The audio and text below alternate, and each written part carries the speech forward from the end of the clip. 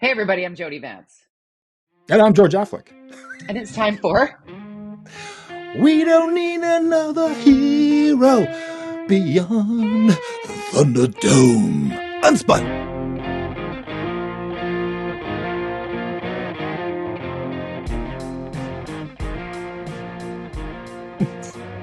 I did a short version of the great Thunderdome Tina Turner song for you there. We were talking about this before. I don't know how to set this up. I will, if you Okay. want. Because Yeah. sometimes when you move I just wanted through to sing. it was epic. I think it might be my all-time favorite. And we do thrive and strive to make McLean K's day better. And every time you sing, it makes him happier. Our editor-in-chief at the Orca.ca. But the reason why you sang Thunderdome is because our top topic, believe it or not, today is how more and more driving through city streets, there are piles of garbage. And we were wondering and pondering whether or not people are even aware that they can go to a place that feels like Thunderdome. It It's does. called the It's dump. good. It's a depot. It's like not even a dump. It's like it's way down on the South Vancouver, just off Cambie. It's amazing. If you haven't been there, I go there with my kids as like an afternoon family trip. Yeah, it's a transfer station is what It's a it's called. If transfer you don't want to station. go all the way out to the dump, which really isn't that much farther, Yeah, there are a number of it's in dumps in your the Lower hometown. Mainland. Right. You're right. It's right near my hometown. But I mean, it is very satisfying to clear out the things you don't need and then dispose of them in a responsible way. Because what we are Yes. finding, I Well, didn't realize I that. just like to throw things into a giant pit and watch them crash and burn. That's my favorite It's thing. enjoyable.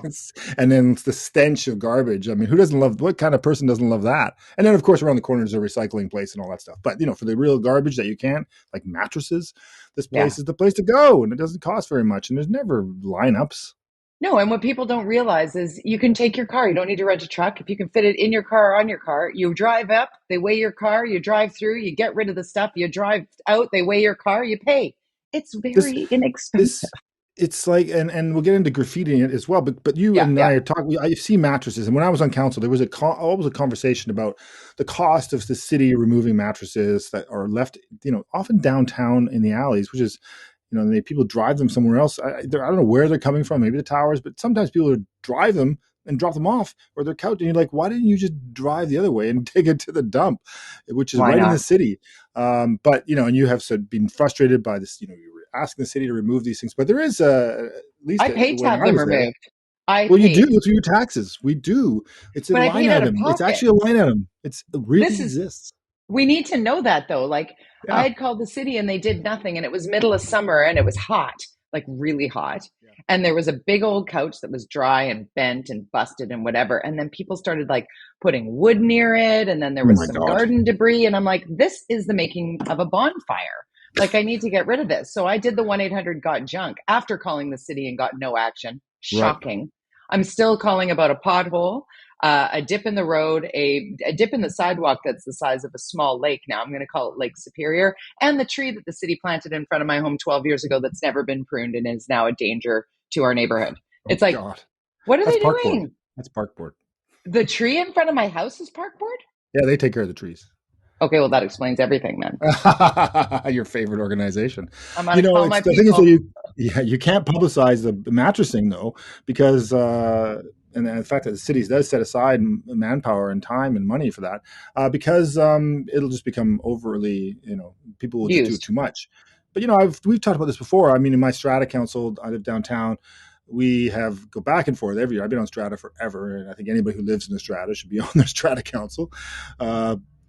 We have a line item, a budget that we set aside for removing garbage, and we make it clear that it's take it to P1, throw it there. There's a space. Don't leave it in, because otherwise we see junk being left in hallways or in our alley or in the Right. stairwells. People just, I'm sorry, sometimes they just they don't have a car, whatever the reason is. So you kind of have to make this assumption. Okay, what is the percentage of the time this is going to happen? How do we budget for this so that we can have a tidy building? The city needs to take that on a larger level in so many things, and graffiti is the other one that you and I are like, oh my God! Like there was the in Chinatown. Before we Like, get to graffiti though, yes, I want to talk about crime in the city because I think this is a bigger story, especially oh yeah, considering the fact that We've seen some visuals in the last couple of days. Of Hmm. course, we record this podcast on Thursdays, and there's been video of a young woman a young Asian woman being just randomly attacked on the street by a dude, like attacked, like tackled. And then a bystander, honestly, a woman walks by like after things sort of dissipate somewhat, and she's like not knowing what to do next, Yeah. because I don't even know what I would do next.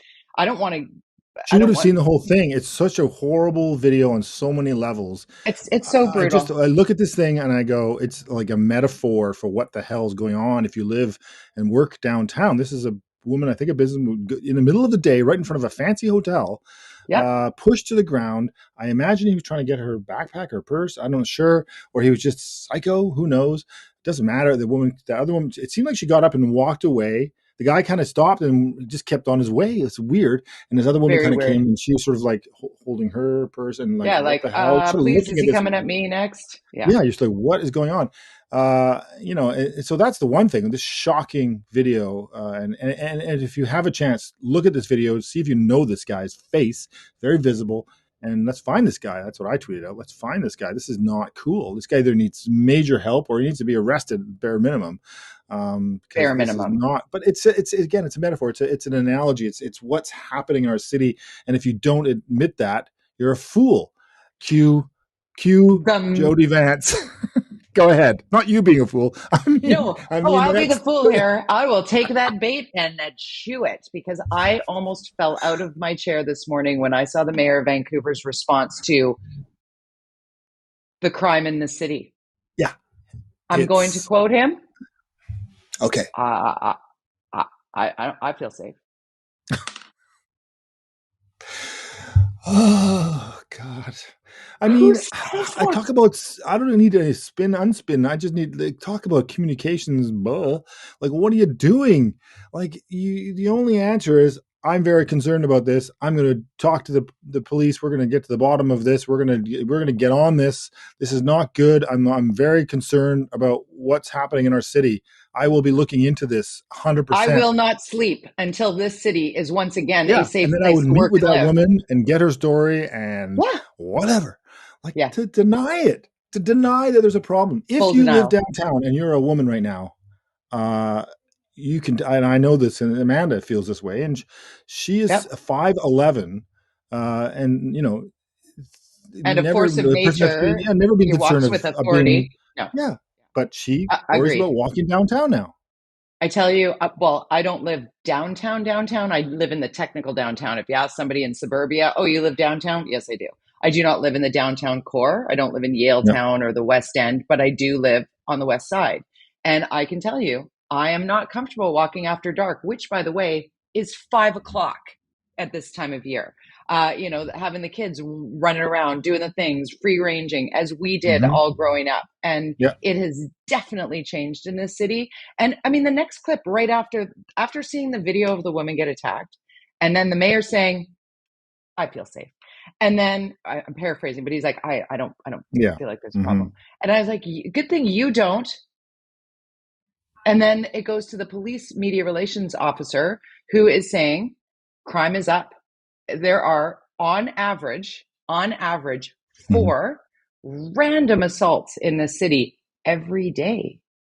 That's one is too many. Yeah. One is too many."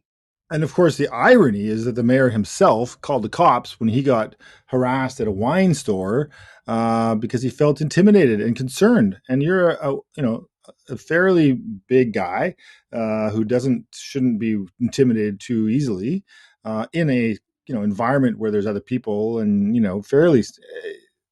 I mean, can you imagine? He has no perspective of what it would be like to be not him.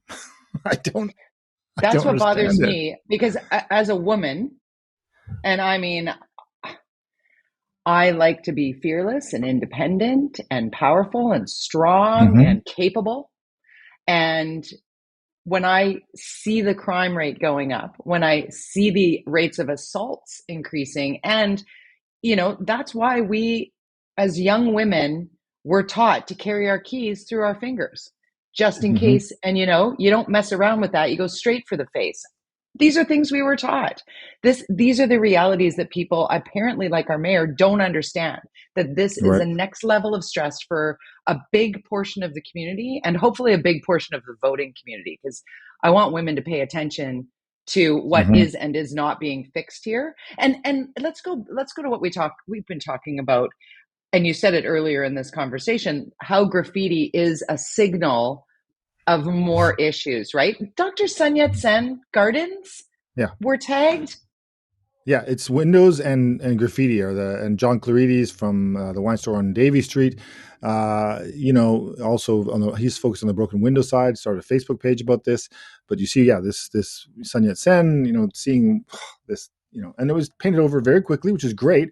But there are a billion other places in the city that haven't been painted over, and you have to be tenacious about this. You have to be immediate in your response, otherwise, the tagging is a pride thing for these people. The longer it It stays, the really more is. proud they become. Let me jump in on that topic because on the news story that I saw, and I can't remember which outlet it was, regardless, it was excellent reporting because they were Yeah. talking about how it's not just a downtown core thing, and it is blossoming throughout the Mm-hmm. lower mainland, and how there's one area that they've identified one particular tag. And I Right. drove by the tag after seeing the news story, and I thought, oh, there's that. And I'm like, that's what that graffiti artist wants, because there are Mm-hmm. some really exceptional Yeah. artists who take part in graffiti like this. And if you've ever been to Trainwreck Park up at Whistler, there's like you hike Yes. through beautiful forest and you come upon this train wreck that you're actually allowed to graffiti on. Right. And it's really cool. And there's some amazing art. Yeah, But you we don't can want do this on that the kind of side of designated stuff for sure. right. Mm-hmm. But Mm-hmm. so cleaning up and clearing over these tags that are like, I'm gonna tag the school again. I'm gonna tag this business again. You paint Or over it, they come back and community tag. facility, all this. I mean, brutal. It's just, yeah, you have to get it. You have to be tenacious. There has to be a program. There is kind of a program in place, but I'm sure his budget's being slashed while other budgets have been increased as per usual in the city of Vancouver. They often rely on the BIAs, the Business Improvement Associations, to take care of this, which they don't have the budgets for this. They don't have the No. staff. So it's really something that the city needs to take responsibility for and work with small business to deal with, because I think being in business, I know my building gets tagged all the time. I'm on Broadway, close to Main Street, and our building constantly being tagged. But our owners are really good. They go and immediately not even a day, and I'll email them and say, and there's a bank below us, and I'm sure they don't Stashed want a brown building tag. paint over here, a little cream colored paint over there. They keep it in Absolutely, the choose. bucket inside the door and just like, here we go, we're fixing it up. Yep. So, do you lock up spray paint? Do you lock up the supply? Like what? No, I think you just make it frustrating for them what's the point of doing it in Vancouver? Our tags never stay. It's really, Right. that's, you have to assume it's something that people do, and you have to kind of live with it and budget for it. That is the role of a city, or the role of, and the role of my business. And, the businesses that aren't taking care of it need to be talked to and dealt with. I mean, through whatever. You can't let your buildings, we have rules on that too, that you can But deal rolling with. through like Chinatown right now, it's unbelievable the amount of graffiti in Chinatown now. I feel that cultural gem in this city has Yeah. been Well, when you left see so to many closed shops, that doesn't help. Once you have nobody in there who screams at the owner saying, "Can you come down and paint this over this graffiti that's on my front stoop here?" Like, seriously. If nobody's doing that, then it just starts to spread, and then it just becomes impossible to manage. And the downtown east side is a whole other ballgame. And it is interesting. Sam Sullivan released an interesting video. If anyone wants to go check out his videos about the whole history of Vancouver and history of politics and Team Vancouver, and I very watched interesting. Go that. check out. Yeah, go Very check out. interesting. Hey, Yeah. before we leave the downtown east side, can we talk a little bit about what is it, the drug user Oh liberation front? yes, drug user. Yes, they really went after Melissa DeGenova this week, and Melissa went after that, I'm sure, because she's very, she doesn't, Let me find it. she's quick on her feet. And she knows some lawyers. Yeah, they totally For those inappropriate. watching, Yeah. I mean, just slander, profanity, I almost don't racism, want to read it all out. thrown into it. No, you don't. It's like, just, It's it's so gone now. bad. It's so bad. Racism, profanity, offensiveness, slander, whatever, you all thrown into Yeah, a organization. I believe, and I've spoken to them when I've been on CKNW, and they're the ones who right. were part of that, giving out free drugs with Gene Swanson, Councillor Gene Swanson. Their motivation is to be provocative, to raise the profile of, that drugs need to be legalized, or all that stuff. And But this Melissa, doesn't, I don't think this helps their cause though. no, well, To it go, certainly raises that's a their profile. going, well, I don't but know.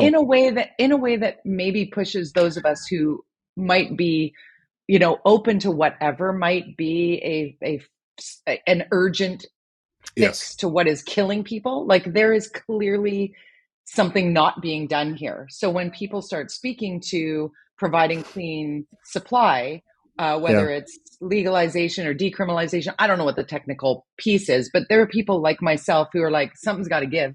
And Yeah. I'm open Yeah. to the conversation because I'm looking for the Hmm. middle in this conversation. And then I see something like that. I'm like, well, I'm not following that. I'm I not know. sticking Well, with you but people. yeah, no, and but hey, and I'm not defending what they did, No, but no, I we've talked know. about I'm this. just giving you my We've opinion talked on about this this for before. sure. Finding the Yeah. middle, radicalism on all spectrum, it leads to potentially a shift in the middle. Yeah. That said, this was beyond the pale, and it's not the fact that they are apparently getting, according to Melissa, funding from the cities for projects. The mayor made it clear that he was not happy, and requested an apology. But when Jean Swanson did Good. not, she danced around it a bit, and she's the one who's very involved with this organization. I think as a fellow councillor, that's not cool, Councillor Swanson. I think you should support the apology route against, even if you don't agree with Melissa de Genova's opinion on this organization, Right. which is no surprise. I mean, and many people No, don't, because that's what we have in our city. We have people who want more cops and less cops, and then there's the middle, right? So, absolutely. But I yeah, agree I with don't you think on that's that though, cool. George. I think Swanson to that's do the that. unspun here. The unspun here is there should be bipartisan perspective when something is, as you say, beyond the pale. Yes. Being in your camp is fine. Being firmly in your camp, also fine, but also knowing when something crosses an ethical line. And I do believe that this is one of those situations, regardless of whether you agree with the person, the politics, the what have you, attacking in a way that is racist at its Mm-hmm. core is unacceptable. Let's turn to something a little bit more funny with city council. And I didn't even write this on our list to get started, Okay. but I did text you when I Uh-huh. watched question Oh my God! period. Right. Uh, it wasn't Harry. No, it was. It was the name was. Yeah. Bart, We can't even. You can't even. It's Counselor Pete Fry, who is in the chair of this day, got totally Bart Simpson, punked. Got punked. totally Fully punked punked. on a Yeah. public hearing. They played this person's fake name, and they kept the staff kept calling out, and Counselor Fry kept calling it out, and you're watching this. It was so hilarious. It was just like so bad, and just I'm sure I am surprised if I wouldn't be surprised if that lands up on Jimmy Fallon or one of those Oh, shows Kimmel for as sure. Somebody Kimmel should or flag it something. for Kimmel for sure. Hundred 100%. percent. I mean, I'm sure Pete I will enjoy mean, that, but it was just it was just like, oh my God, this is a reason why phone call, maybe public hearing process, which is endless because of the volume of people that now they can take, yeah. may not be the greatest idea. I've always said, why not video? People have phones now; they do a video of their comments, send it in. You could watch them in advance. They could do they could transcribe them. The council are required to read them in advance. It's like getting letters. If you can't make it, then make a short video and send it to this place, and then like I think Speaker's that's a Corner great kind of idea. thing. Yes, I don't know That's a why great they're idea. taking these phone calls. I don't want to go and wait in line if I was a person like for hours and hours. I would just want to give you my opinion. And anyways, so this phone call thing clearly is not working when you can get punked like that so Just for easily. people who are But like, I don't know what you're talking about in terms of oh punked or Bart Simpson or whatever. It's yes, like people of a certain age remember that's a prank that you used to do when you were a kid. prank phone You call. would Yeah. call a place and ask for them to page somebody of a certain Yes. name. But if you said the name a certain way, it was Mm-hmm. an inappropriate name or added up to Yes. something that would make the person calling Mm-hmm. out the name look extraordinarily foolish. It's like a Mm-hmm. play on words that appears at first blush in writing as a name, and then when you say it out loud, you realize the error of your Yes. ways. So let's just put that into perspective before we get into Richard Head. Oh, he goes by another name. Just try that name, that kind of thing. just shorten that right down. Just shorten that right down. Go with his nickname. Before we Yeah. get to local COVID news, take us across the pond real quick with Yes. Boris Johnson. Yes, and we've talked about this because I was in the UK at Christmas, and I've talked about here about how it was much different and much more, laissez-faire about the whole COVID thing, and they weren't as concerned and they aren't obsessed with it like we are here. Boris Johnson, as those people know, he's gotten a lot of trouble the last couple of weeks regarding how whenever it was last year, 2 years ago, he was having parties in his garden during the heat of the COVID first nightmare. lockdown. The first lockdown, that's when right. nobody was allowed to go anywhere to do anything with anyone at all. Right. So he's having an office party with wine. Now we have office parties with wine, or office meetings with wine on Friday at 4:00.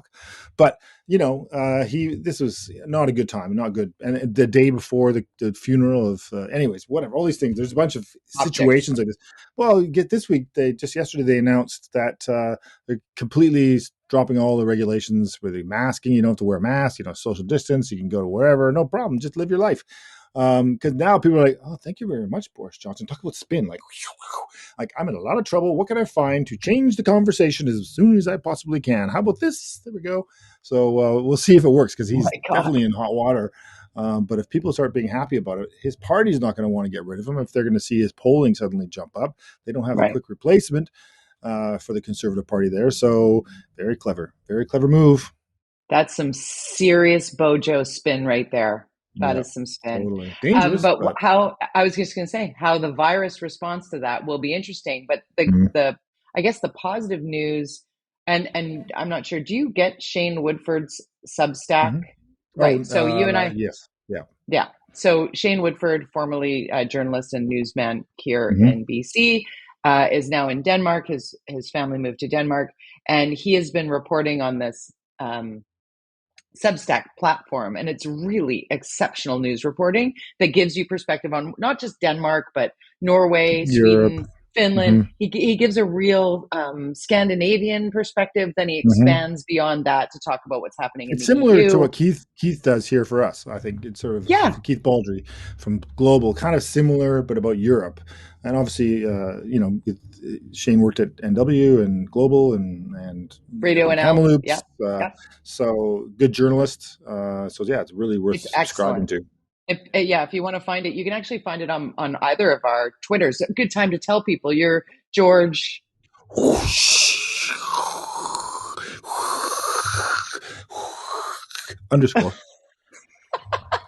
Affleck. George_Affleck. I'm at Jody Vance, Jody with a Y, Vance, at Jody Vance, all one word. But when I believe Shane puts his out on Tuesdays, if I'm not mistaken. So when we retweet it, I highly recommend that you read it or subscribe. He's very good. He's Woodford DK, I think. I'm pretty sure. Anyways, he speaks to how Denmark and the UK are ahead of our reality here, because he does draw a pretty direct line to what's happening in BC, where we're lacking in testing and rapid tests and how we manage things, and our numbers are way different than what's being reported, blah, blah, blah. Fascinating stuff coming out of Denmark. But maybe with Boris Johnson, him going, okay, we're going to loosen everything up, might be that they're a little bit ahead of where we are, because we've had some new information here as of time of taping. The BC CDC has shifted on a couple of fronts when it comes to isolating. So if you're a close contact of somebody who is either tested positive or is symptomatic, so an assumed case of COVID-19, before you would isolate. If you're a close contact, you would also isolate and monitor for symptoms, but you would stay put because you've been close to them. Odds are you're getting it. What's shifted now is that you no longer, as a close contact, need to isolate. What you do need is to monitor for symptoms. And if you are symptomatic, then you isolate. And then how long you isolate for changed as well. It's so complicated. It's important. No. So, but this is a really important piece of this for me anyway, because too many people I know are COVID positive right now. So I'm like, would I know what to do? So here's what I'm telling myself. This is, first of all, okay. Please. For starters, Yes. If I have somebody who is at all immunocompromised or at risk, Yeah. I'm staying away from them. That's number one. So none of the rest of the things apply to you if you're going into a long-term care facility. You don't go in there Right. if you've been near somebody Oh, who's been tested positive, period. Like, use your yeah. common sense around this. But in terms of what you must do if you isolate, if you are sick and symptomatic and you go get tested and you're positive, you go home and you are staying home. You're out of the game for 5 days, as Dr. Brian Conway likes to say. You're out of the game for 5, period. For sure, 5 days, not 14, 5, not 10, 5. And this is vaccinated or unvaccinated, 5 days. Yeah. Now, if at 5 days you still have symptoms, you're still out of the game. You're out of the game until your symptoms are gone, or 10 days, whichever is longer, right? So it's either 10 days or your symptoms are gone, right? So if you're symptomatic for 10 days, at the 10th day, the amount of virus you shed apparently is not enough to spread it. That's what we're learning about this virus now. So that's what I got. No, it's good. You're out And of I the think game that, for 5 days. and I think it's fine and it's great. But I think one of the differences, and when you talk about Shane, you talk about the UK, you talk about here, it still comes back to the fact we don't have enough rapid tests. I can't Agreed. go to the pharmacy and buy a kit of 10 like you can in the UK. I mean, they were running short when I was there. In the US, you go online. Where are at they? Why can't I? rapidtest.gov, and they'll send you 4 tests to any Why do address I? in the United States. Here it works. I find out about the local drop-in medical clinic is giving them out on the corner right now. Go check it out. I got to run up there and line up so I can get a couple of kits just in case in the house. I mean, it's ridiculous, and I don't even care if I have to pay for it. Even if I have to pay for it, where are they? Because that's the difference in the UK that I brought up last time. All these other rules and regulations, that's the problem, is like it's too complicated. Sorry, I mean, okay, they've changed the rules. 5 days, 10 days. I don't know. I got COVID. And by the way, 70% of the staff of my company now have had COVID. I'm a minority in my business. 70%. I know, me and Amanda. And I don't even know Amanda. She seems so sick right now. I think she has it, but she's not, doesn't. She's had a cold for like 3 weeks. It's like, what? Is Cher's on COVID? Nope. I hope she's all right. And so it's like, give us the test so we can live our lives. Because in England, you go to a dinner party, do the test. You go to an event, do the test. And if you test positive, I guess I'm not going out for dinner with my friends. It's a red light. That's the difference in a big way that gives them the confidence to be able to say, let's just not have any rules anymore. This 5 day, 10 day, this, that. They're saying, if you feel sick, don't go out and take a test and then be responsible, and you know the rules. Wear a mask. You don't have to wear a mask, but wear a mask if it'll be interesting to see after this is all over where we will be wearing masks. When you go, if you go to a doctor's office in the future after COVID's over, will you wear a mask and sit in the waiting room? I know, 100%. Go to a hospital. 100%. You gonna wear a mask? Of course. Yeah. One thing we learned. Go get a blood test at the lab, at the Life Labs. Thank you. Give me a mask, please. Sitting in that waiting area. I'll be right outside. They should be handing when them you out want me in there. too. And they should be handing them out when you come in the future. It certainly changes on that, and that might reduce a lot of the bugs that we get. If I break my leg and I go into I come out with the flu, it's like, well, what happened there? Oh, I understand. Yeah. So, anyways, talking about breaking your leg. Okay, so accessing hospitals and care in hospitals. Yes. I am worried about retention. We talk about absenteeism, as we move toward an endemic, I hope. But my column this week, I literally was sitting going, what am I going to talk about in my column this week? Should I talk about Novak Djokovic? I'm so mad at him. There were so many things that I was like, what? Because my family's from Yugoslavia, so Serb, Croat, whatever, Yugoslav. As somebody who's Yugoslav, watching somebody from Yugoslavia, I was like, always a big fan of his until COVID, until he started having COVID parties in 2020 and ignoring things and then lying about what he's doing and then sitting down for interviews, and saying, you said you were going to talk about it. I know, but I'm going to tell you right now. The French Open has told him to take a hike, by the way. So and he won't be able to play Wimbledon because they'll have to close that roof and you can't play indoors. So I had to have a typhoid and cholera vaccine to go to Yugoslavia to visit the homeland. He's wrong. Anyway, but it got me thinking about all the things that are more important and retention of those who are keeping our hospitals going. So nurses, nurse Mm-hmm. orderlies, Yeah. culinary, laundry people, like the Mm-hmm. hard working worker bees. How are we going to retain those people? You talk about your sister. She's like, I'm Mm-hmm. retiring. Bye-bye.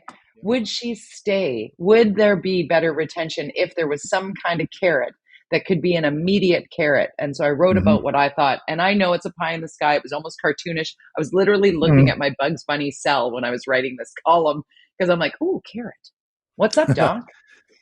That's kind of Carrot versus stick. We've talked a lot about that, and we both prefer carrots over sticks. You talked a bit about what happened to Quebec and the decision to fine people if they don't have the vaccine. This approach is more about, because let's say, okay, we're going to maybe another year of this hell we're living in, and we know that the medical community is challenged. If we just keep those ones who are thinking of leaving just another year, I think one more if you year. said you're going to get $20,000 if you stay in the business for another year, she'd be like, oh. Okay, They'd maybe at stay. $20,000. Okay, I'll stay. Check out the Maybe column. Check not. out the Maybe column. not. But Well, but some people are like, well, that'll be way too expensive. Well, given a raise over the next forever would also be expensive. So, as you've I think mentioned one many thing we've times, learned, Jody, is how nimble we can be in policies and fixing things in money and all that stuff, which we didn't even get into the inflation conversation that we were we going to didn't. have, Let's which do we it next predicted. week. I predicted, by the way, how long ago that we'd see double-digit inflation. We're heading towards double-digit. I predicted this 2 years ago, over 2 years ago. 155 weeks ago, George. Yeah, that's 155 right. weeks. I said we're heading to double-digit inflation. This is just not a real economy we're in. Something's wrong. The amount of spending going on, and even before COVID, it was out of control in every level of government. 3 years That you've been leads talking about that. to inflation, and we're heading that direction. So the benefit of inflation is you get to buy long-term GICs at a high interest rate that are beneficial as you get older. So you can take your money out of the risky stuff, put your stuff and lock it in for 25 years at 5% or something. Then you're like, all right. So that's positive. Hey, but let's we'll get talk into that about next that. week. Let's talk about that on 156 because one double nickels is over. Peace out, George-Affleck. That's Unspun for this week. Bye-bye.